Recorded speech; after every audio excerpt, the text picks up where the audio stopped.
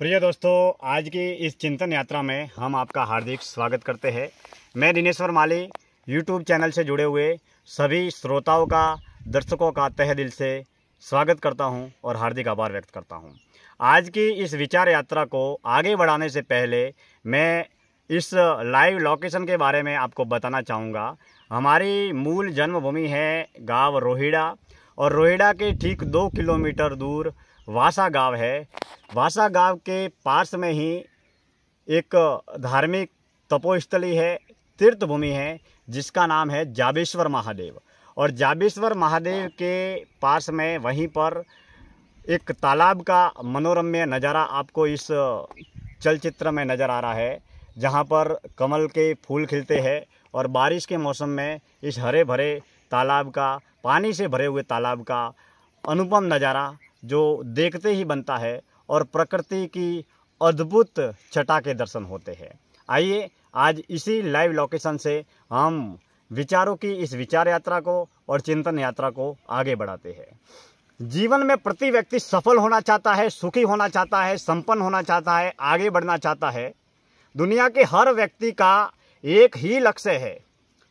जब से हम जन्म और जीवन प्राप्त करते हैं, इस जीवन में अगर हम कहें कि जीवन का लक्ष्य क्या है, मानव जीवन का लक्ष्य क्या है, मानव जन्म का लक्ष्य क्या है, हम जन्म से लेकर मरण तक, पहली श्वास से लेकर आखिरी श्वास तक धन की अमीरी, नाम की प्रसिद्धि, पद प्रलोभन, सांसारिक जगत में लोकप्रियता, इसी के पीछे हम तमाम भागते रहते हैं पूरे जन्म भर और जीवन भर। और इसी दौड़ में, इसी भाग दौड़ में हमारा जन्म और जीवन खत्म हो जाता है। मगर क्या हम धन, साधन, वस्तु, पदार्थ, प्रसिद्धि, लोकप्रियता, पद, प्रलोभन, यह सब पाकर हम क्या अपने मानव जीवन में खुश रह पाते हैं? क्या जो लोग निम्न तबके का जीवन जी रहे हैं या गरीबी में अपना जीवन यापन कर रहे हैं, क्या वो लोग खुश हैं? या फिर जिन गरीब या जिन निम्न या जिन छोटे तबके के लोगों को ये लगता है कि जो लोग अमीर है, साधन संपन्न है, लाखों करोड़ों अरबों खरबों की जिनके पास में अमीरी है, क्या वो सुखी है? क्या वो सफल है? क्या वो सक्षम है? हम सबसे पहले ये बात करते हैं कि हमारी खुशी का, हमारे सुख का, हमारी प्रसन्नता का मुख्य आधार क्या है, मुख्य नींव क्या है। अगर हम इस विषय पर गहराई से बात करें तो हमारे सुखी, संपन्न या सफल होने का मुख्य आधार या मुख्य नींव जो है वो है या तो कोई व्यक्ति या कोई पदार्थ। व्यक्ति का निर्माण पंच तत्वों से हुआ है और पूरे संसार का निर्माण, पूरे ब्रह्मांड का निर्माण कृत्रिम चीज़ें, प्राकृतिक चीज़ें, जो भी जितनी भी चीज़ें हैं, वस्तु है, पदार्थ है, धन है, साधन है, वो किसी भी तरीके की हो, भले ही कृत्रिम हो या प्राकृतिक हो, लेकिन इन तमाम चीज़ों का निर्माण पंच तत्वों से हुआ है। वो पृथ्वी, जल, वायु, अग्नि और आकाश, पंच तत्वों में ही ये पूरा जन्म और जीवन समाप्त हो जाता है। अब हजारों लाखों करोड़ों सालों पहले इस सृष्टि और ब्रह्मांड का जन्म हुआ। हजारों लाखों करोड़ों साल बाद भी ये सृष्टि ब्रह्मांड चलती रहेगी और इसके गवाह है ये पहाड़, ये नदियाँ, ये तालाब, ये ब्रह्मांड, ये सृष्टि, ये प्रकृति। लेकिन हमारा जो जीवन है वो कृत्रिम वस्तुओं के आसपास ही घूमता रहता है। अगर हम किसी व्यक्ति के मिलने पर खुश है, किसी पदार्थ के मिलने पर खुश है, किसी धन, साधन, वस्तु या पदार्थ से मिलने पर खुश है, तो वो धन, साधन, व्यक्ति, वस्तु या पदार्थ हमारे पास में कब तक है और हम उस व्यक्ति या धन, साधन, वस्तु, पदार्थ के पास में कब तक है। अगर हम संसार में रहकर संसार को छोड़ने की, संसार को त्यागने की यात्रा को अगर शुरू कर देवे तो शायद हम हमारे जीवन में किसी भी रूप में, किसी भी हाल में दुखी नहीं होंगे। हमारे पास संपन्नता है तो भी ठीक, ना है तो भी ठीक। अगर हम निष्काम भाव से कर्म करें और निष्काम भाव से अगर इस जीवन को जिए तो हम झुग्गी झोपड़ी में रहकर रूखी सूखी चटनी रोटी खाकर भी हम इस जीवन को बड़ी ही खुशी और प्रसन्नता के साथ में जीवन को जिएंगे। हम जैसी जिस अवस्था में रहेंगे, कर्म करते हुए हमें किसी भी प्रकार का कोई भी दुख, पीड़ा, कष्ट, तकलीफ या समस्या नहीं होगी। और अगर हम राजमहल में रहकर पांचों पकवानों के भोजन को खाकर गाड़ी, बंगला, धन, दौलत, पैसा, प्रॉपर्टी सब कुछ पाकर भी हम अगर हमारे जीवन में खुश नहीं है, आत्मसंतुष्ट नहीं है, तो यकीन मानिए कि हम हमारे जीवन में कहीं न कहीं किसी न किसी प्रकार की कोई न कोई चूक कर रहे हैं, भूल कर रहे हैं। क्योंकि हम जीवन में सुखी होना चाहते हैं, संपन्न होना चाहते हैं, सफल होना चाहते हैं, सक्षम होना चाहते हैं। संपन्न होना, सक्षम होना, अमीर बनना, धन, साधन, वस्तु और पदार्थों को जुटाना हमारे जीवन के गुजारा करने के लिए और जन्म से मरण तक का सफ़र पूरा करने के लिए एक अनिवार्य आवश्यकता है, जिसके बिना जीवन आगे नहीं बढ़ सकता। लेकिन हम खुश होने का, संपन्न होने का, प्रसन्न होने का आधार अगर धन, साधन, वस्तु और पदार्थों को मान लेवे तो यह हमारी सबसे बड़ी गलतफहमी है।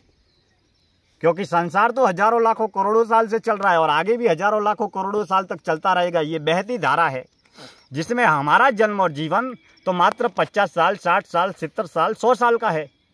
अब इस निर्धारित जीवन की अवधि में हम वास्तव में अपने जीवन को जीवन की तरह कितना जी पाते हैं, इस सवाल का जवाब हमें अपने आप के अंदर तलाश करने की कोशिश करनी चाहिए। क्योंकि जब हम अपने अंदर ही अपने जन्म की, अपने जीवन की और अपनी खोज करते हैं, तब हमारी तमाम तरह की बाहरी दौड़ भाग स्वतः समाप्त हो जाती है। क्योंकि बाहर की जो दौड़ है वो धन, साधन, वस्तु, पदार्थ की है। जो धन, साधन, व्यक्ति, वस्तु, पदार्थ जो तमाम एक ना एक दिन खत्म होने वाले हैं, वो ही खत्म नहीं होने वाले हैं जब हमारा देह, हमारा जीवन भी एक न एक दिन खत्म होने वाला है। तो भला इन धन, साधन, वस्तु, पदार्थ की क्या अहमियत है?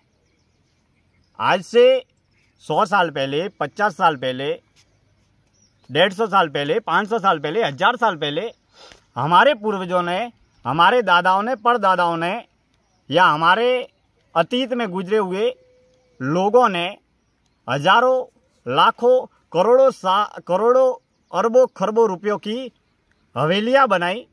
लेकिन उस हवेलियों में वो मात्र 70 साल, 80 साल, 100 साल तक का जीवन यापन करके चले गए। लेकिन उन्होंने जो पाया या जो कमाया, वो हवेलियां, वो बड़ी बड़ी इमारतें आज खंडर के रूप में तब्दील हो गई है। अब इससे ये प्रतीत होता है कि हमारा ये जीवन कितना सा छोटा है।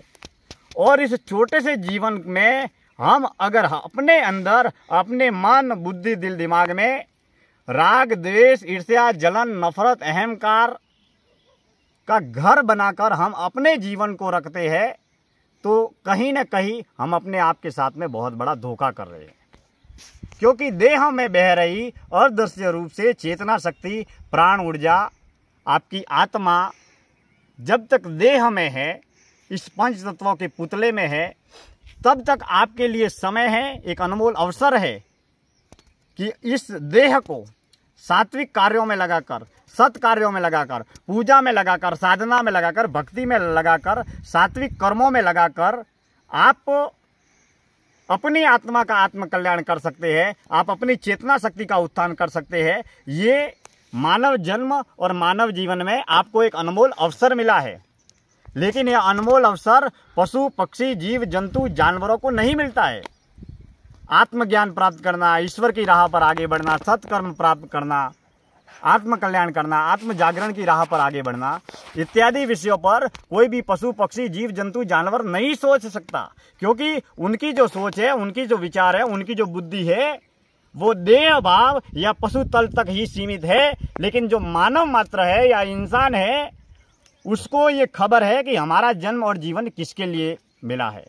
अगर हम पूरा जन्म और जीवन केवल धन, साधन, वस्तु, पदार्थों को जुटाने में ही अपने जीवन को समाप्त कर देते हैं, तो शायद हम हमारी आत्मा के साथ में बहुत बड़ा धोखा कर रहे हैं। इसीलिए जीवन में अगर सदैव खुश रहना चाहते हैं, सदैव प्रसन्न रहना चाहते हैं, सदैव आत्मा आनंद की मस्ती में रहना चाहते हैं, तो परमपिता परमात्मा ने जो भी दिया है उसे सहर्ष स्वीकार करें। ईश्वर का शुक्रिया अदा करें, परमपिता परमात्मा का शुक्रिया अदा करें।